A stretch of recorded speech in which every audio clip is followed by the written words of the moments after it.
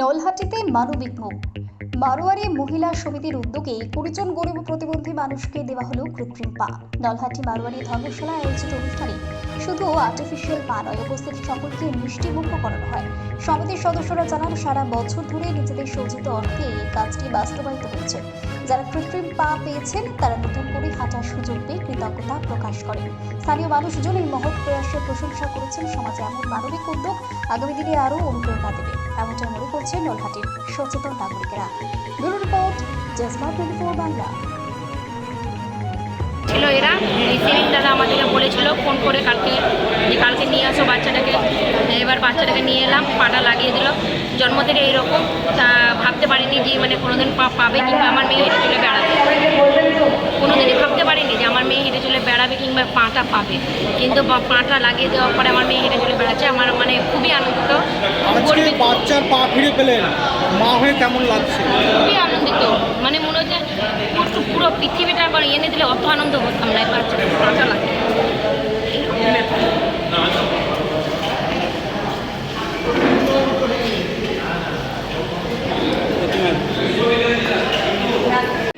পাড়ার মেম্বার জানিয়েছিল।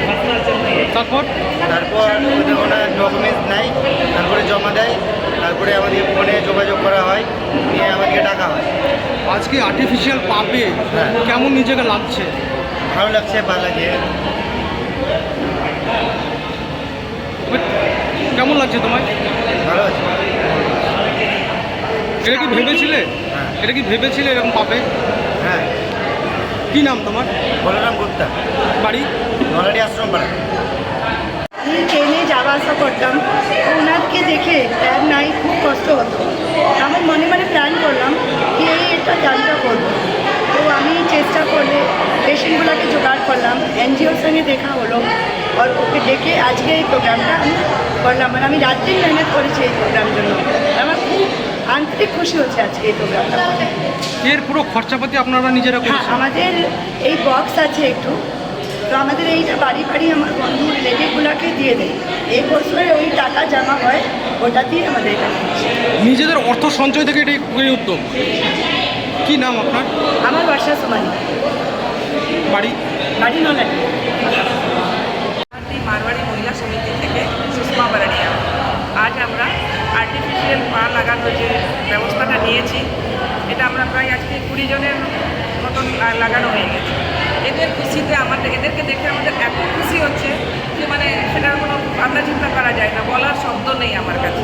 আচ্ছা, আগামী দিন আরও এরকম আগামী দিনেও আমরা এরকম উদ্যোগ নেব কি আমরা এর থেকে বড় কিছু করতে পারি। এর আর্থিক সাহায্য কোথায় পেলেন?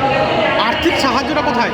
আর্থিক সাহায্য আমরা আমাদের মধ্যেই নিই। আমরা মহিলা মণ্ডল থেকে আমরা সংগ্রহ করি, একটা বক্স আছে, ওটাতে পুরো বছরে যা টাকা হয় সেটা আমরা এটার জন্য আলাদা করে রেখে দিই। মানে একদম আপনাদের নিজের সঞ্চয়ের টাকা থেকে এটা করেছে? নিজের সঞ্চয়ের টাকা। কেমন লাগছে? আমাদেরকে তো খুব ভালো লাগছে। একটা বাচ্চা মেয়ে আছে, সেও আজ এরকমভাবে হেঁটে যাচ্ছে, দেখে আমাদেরকে খুব ভালো লাগছে। কি নাম আপনার? আমার নাম সুষমা বারানিয়া। কোন পদে রয়েছেন? মহিলা? নলহাটি, আমি নলহাটি থেকে সুষমা বারানিয়া। আপনি কি সভাপতি? হ্যাঁ।